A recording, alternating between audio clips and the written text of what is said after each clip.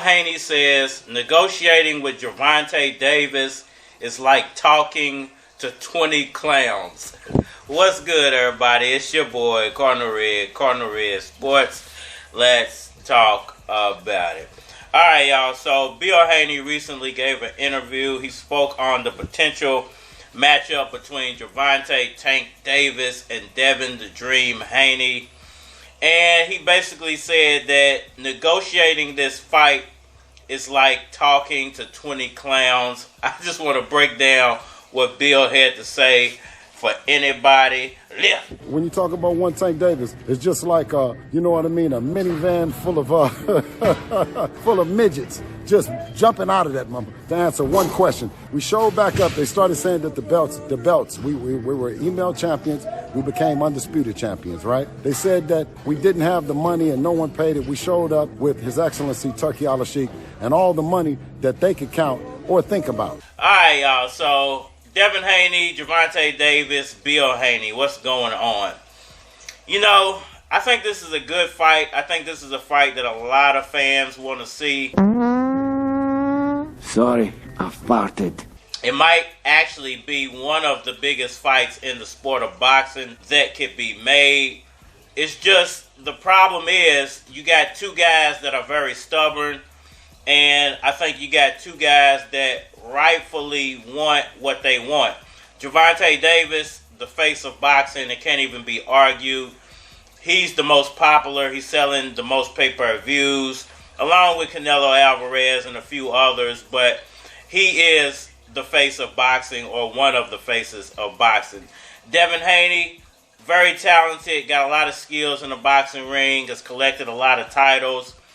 But the problem with him is he doesn't sell pay-per-views very well. So it's hard for him to come to the negotiating table and say, I want this, that, and the third, when he doesn't sell tickets. He doesn't sell pay-per-views. And the whole reason for putting these super fights together is for all parties involved to get paid very handsomely. Pay that chimp more than you pay us. I had to borrow from the chimp to get a mortgage on my house. And you never paid for drugs. Not once. Now, I know Devin Haney fans will say, well, he's won this title, he's won that title, he's won this title.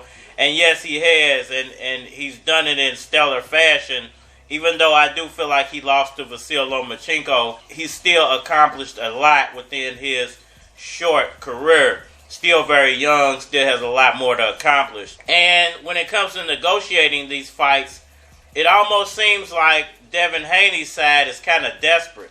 Gervonta Davis hasn't really even attempted, I think, to negotiate back with them because he doesn't really need it. You know, he can go get a Manny Pacquiao fight, probably make more than he would fighting Devin Haney. He can go get, you know, a Ryan Garcia rematch, probably make more than he would fighting Devin Haney. He could probably fight Shakur Stevens and make about the same that he would for fighting Devin Haney.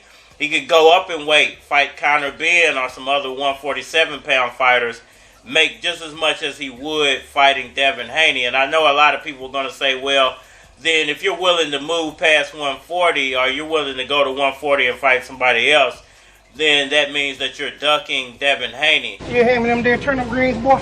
What you said, bro? Did I stutter? I said hand me the greens, boy.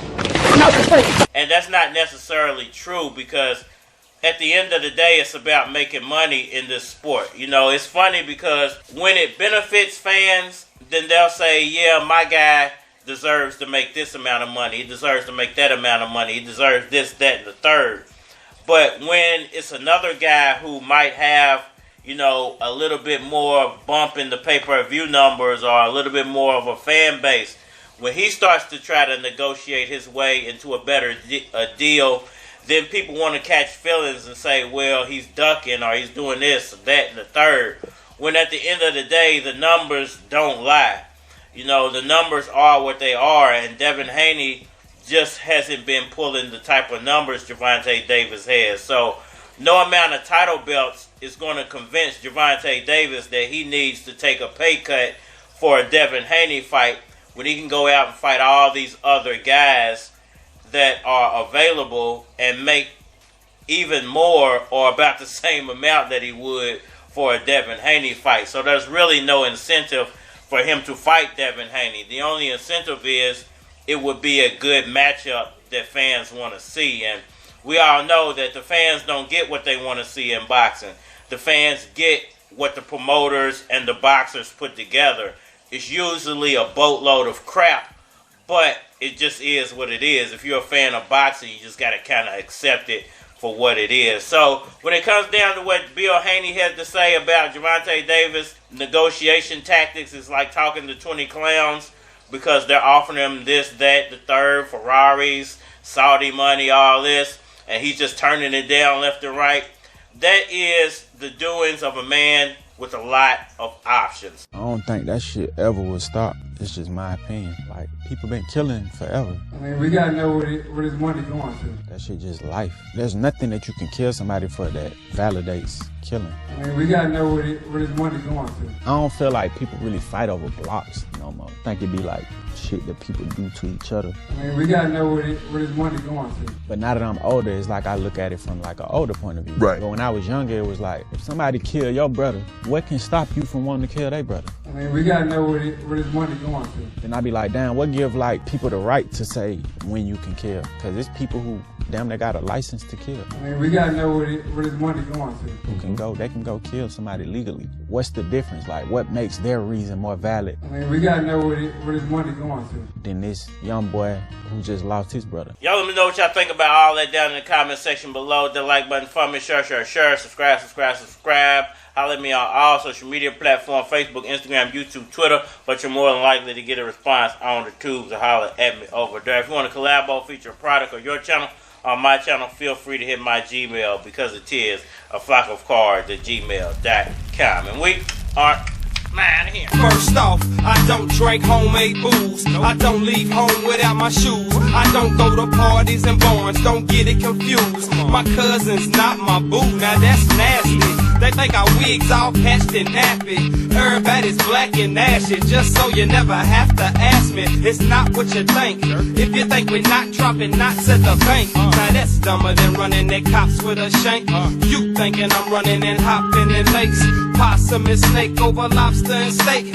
Niggas look at me like I got to be fake, cause my clock operates with a watch in the face, equipped with alarm so I don't need a rooster. Nigga, it's the future, let me introduce ya, what you ain't used to. Truth, you know what I'm saying? We ain't that country, we ain't that country, we ain't that country, we ain't that. So what you want? We ain't that country, we ain't that country, we ain't that. Niggas will murder you. I said we ain't that country, we ain't that country, we ain't that. So what you think? I said we ain't that country, we ain't that country, niggas will. Now I ain't never milked a cow, but I will get bread from a heifer. I'm ahead on my schedule, getting bread on that level. Y'all niggas is two-faced. I slow a nigga's hustle down, leave you screw-faced.